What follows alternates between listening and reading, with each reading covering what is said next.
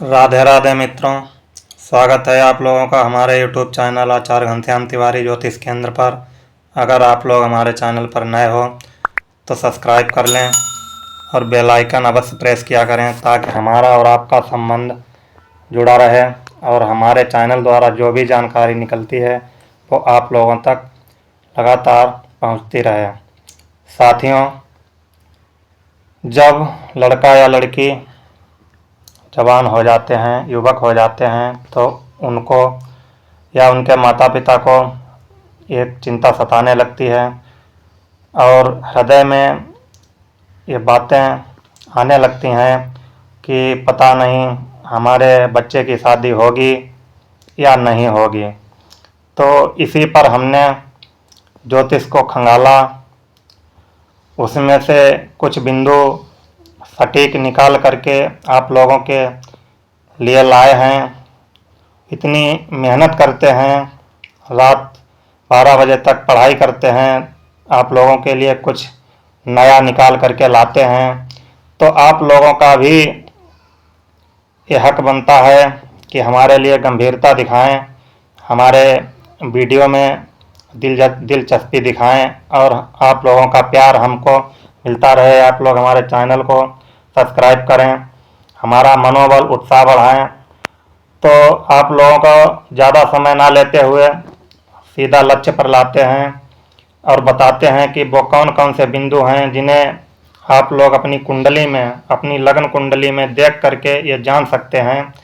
अगर आप लोग हमारा वीडियो या किसी अन्य विद्वान का वीडियो निरंतर देखते हैं ज्योतिष से संबंधित, तो आप लोग बड़ी आसानी से ही इन सब बातों को समझ जाएंगे। और आप लोग अगर नहीं समझ पा रहे हैं तो अपने आसपास पड़ोस में किसी आचार्य पंडित विद्वान की सहारा ले सकते हैं। उसको अपनी लगन कुंडली दिखा करके ये बात निश्चित कर सकते हैं कि आपके बच्चे की, युवक हो युवती हो, उसकी शादी होगी या नहीं होगी। चलिए ज़्यादा समय ना लेते हुए आप लोगों को बताते हैं। जब लग्न से सातवीं राशि, लग्न से सातवें 2, 4, 6, 8, 10, 12 हो, सातवें भाव का स्वामी तथा शुक्र भी सम राशि में हो तथा सप्तमेश बलवान हो तो विवाह अवश्य होता है। आप लोगों के सामने स्क्रीन पर एक कुंडली दिखाई देगी, आप लोग इसमें देख सकते हैं। शुक्र भी बलवान अवस्था में 7वें ग्रह में उपस्थित है और मंगल भी अपनी सम राशि में है। तो ऐसी स्थिति अगर है तो आप लोग निश्चिंत रहें और समझें कि समय आने पर हमारी शादी अवश्य होगी। नंबर दूसरा बिंदु है, 7वें घर का मालिक अगर बलवान हो, सप्तम भाव खाली हो, उसमें कोई भी ग्रह ना बैठा हो और ना ही किसी क्रूर ग्रह की दृष्टि पड़ रही हो तो जातक का विवाह अवश्य होता है। मित्रों, नंबर 3 है, यदि जातक की जन्म कुंडली में द्वितीय, सप्तम, द्वादश भाव के अधिपति, द्वितीय सप्तम भाव के अधिपति होते हैं शुक्र, द्वादश भाव के अधिपति होते हैं गुरु बृहस्पति। तो यदि द्वितीय, सप्तम और द्वादश भाव के अधिपति केंद्र अथवा त्रिकोण में स्थित होकर बृहस्पति द्वारा दृष्ट हो तो उसके भाग्य में अच्छी पत्नी का सुख अवश्य होता है।